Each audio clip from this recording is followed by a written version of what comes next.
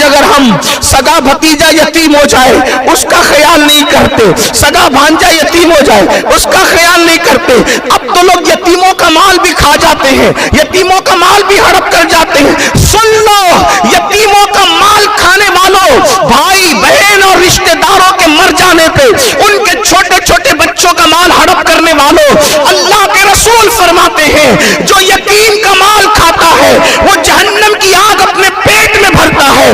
فرمایا یتیم کی بد دعا سے بچنا، کیونکہ جب یتیم روتا ہے تو خدا کا عرش کانپنے لگتا ہے۔ یتیم کی آنسو اتنے اللہ اکبر قیمتی ہے کہ یتیم کے رونے پر خدا کا عرش کانپنے لگتا ہے، خدا کے عرش پر کپ کپی طاری ہو جاتی ہے۔ فرمایا گیا جو یتیم کے سر پہ ہاتھ پھیرتا ہے، جتنے ہاتھ جتنے بال اس کے ہاتھ کے نیچے آتے ہیں خدا اتنے غلام آزاد کرنے کا ثواب عطا فرماتا ہے۔ جو یتیم کے سر پہ ہاتھ پھیرتا ہے اللہ اکبر خدا اس کا دل نرم کرتا ہے۔ ایک حدیث اور سن لیجئے، اگر یتیم کو پالنے کا موقع ملے تو اس کو سہارا دینا۔ میرے آقا فرماتے ہیں یتیم کی پرورش کرنے والا اور میں محمد جنت میں اتنے قریب رہیں گے جیسے یہ دو انگلیاں قریب ہیں۔ اللہ کے رسول علیہ السلام نے ایک یتیم کو اپنے کندھوں پہ بٹھایا اور اس کے بعد عیدگاہ کی طرف جانے لگی۔ جو بچے دف بجا رہے تھے، خوشیوں کے گیت گا رہے تھے، دفوں کو پھینک دیا، پھینکنے کے بعد رو پڑے۔ اللہ کے رسول ان کے پاس بھی تشریف لے گئے، پوچھا تم کیوں رو رہے ہو؟ کپڑے بھی ہے، گھر بھی ہے، ماں باپ بھی ہے، اب رونے کی وجہ کیا؟ گویا وہ بچے کہہ رہے ہوں گے یہ اس لیے رو رہا تھا کہ اس کے ماں باپ مر گئے، ہم اس لیے رو رہے ہیں ہمارے ماں باپ کیوں نہ مر گئے، وہ بھی مر جاتے تو ہمیں بھی نبی کا کندھا نصیب ہو جاتا، ہمیں بھی اتنا بڑا شرف نصیب۔ یہ اللہ کے رسول نے، اب دیکھو حضور نے ایک یتیم کے لیے کپڑوں کا انتظام کیا، خوشیوں کا انتظام کیا۔ یہ سیرت النبی کا واقعہ ہوا۔ اب غریب نواز اس سیرت النبی کا کس طریقے سے عکس جمیل ہے، یہ بات اصل عرض کرنی تھی۔ بات آپ دور نکل گئی لیکن بات عرض کر رہا ہوں۔ سرکار ایک بات یاد رکھنا، کچھ سنتیں ایسی ہیں جو اختیاری ہے، کچھ سنتیں ایسی ہیں جو غیر اختیاری ہے۔ مطلب کیا کہ جس کو آپ اختیار کر سکتے آپ کی طبیعت میں ہے۔ کھانے سے پہلے نمک چکھنا سنت ہے، اختیاری ہے۔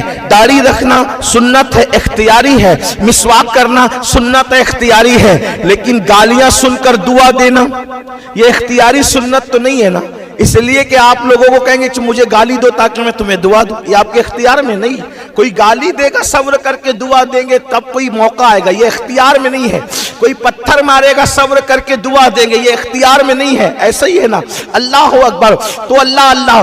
یہ سنت، یتیم مل گیا اس کو کپڑے پہنا دیے، نہلوا دیا اور اس کو کندھے پہ بٹھایا۔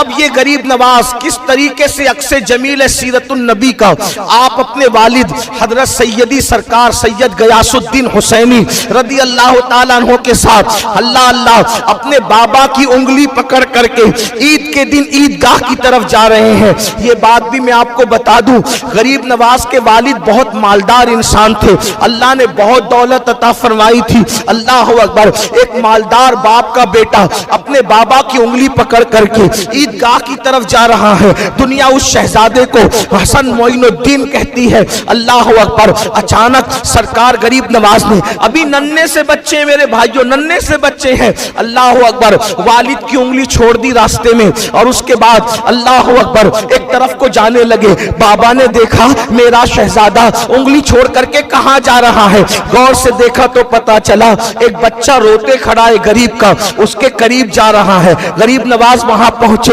پہنچنے کے بعد بچے کو روتا دیکھ کے پوچھا کیوں رو رہا ہے؟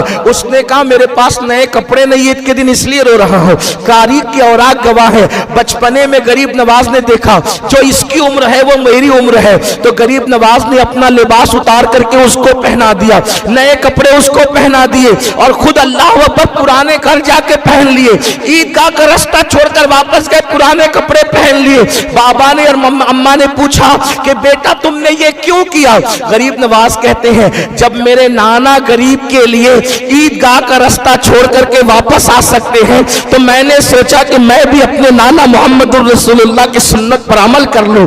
अंदाजा फरमाए जो बचपने में ऐसा गरीब नवाज हो, अल्लाह अकबर, जब वो विलायत की आला मंजिल पर फाइज होंगे तो कैसे गरीब नवाज होंगे।